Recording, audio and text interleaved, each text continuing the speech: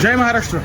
परवा शिंदे गटाच्या मेळाव्यामध्ये शिंदे गटाची माहेरची साडी रामदास कदम यांनी काही उद्धव बाळासाहेब ठाकरे यांच्याबद्दल काही आक्षेपार्ह विधाने केलेली आहेत। त्यांना मी एक असं सांगू इच्छितो की 2009 साली गुहागर मतदारसंघामधून ज्यावेळेस तुमचा पराभव झाला, तुमचा पराभव कुणामुळे झाला तर भारतीय जनता पक्षाच्या बंडखोर उमेदवारामुळे झाला।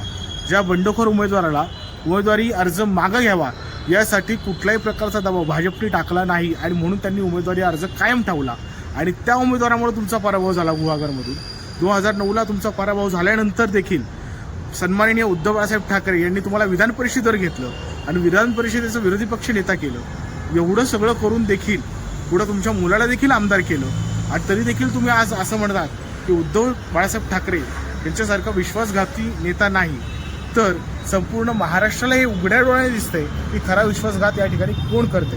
कारण पराभूत उमेदवाराला विधान परिषदेवर घेऊन त्याला विरोधी पक्ष नेता करणं, विधान परिषद हे वरिष्ठ सभागृह आहे आणि त्याच्यानंतर त्यांच्या मुलाला विधानसभेला आमदार करणं, आता अजून कुठला मोठा विश्वास तुमच्यावर टाकायला पाहिजे होता हे कळत नाही।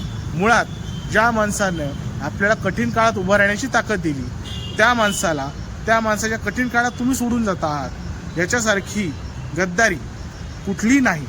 त्यामुळं तुमचे हे मगरीचे अश्रू जे आहेत ते गाळणं बंद करा। तुमच्या या सगळ्या टीका टिप्पणीनं काही उपयोग होणार नाही, कारण येत्या विधानसभा निवडणुकीमध्ये तुमच्या संपूर्ण गद्दार सेनेचा पराभव निश्चित आहे।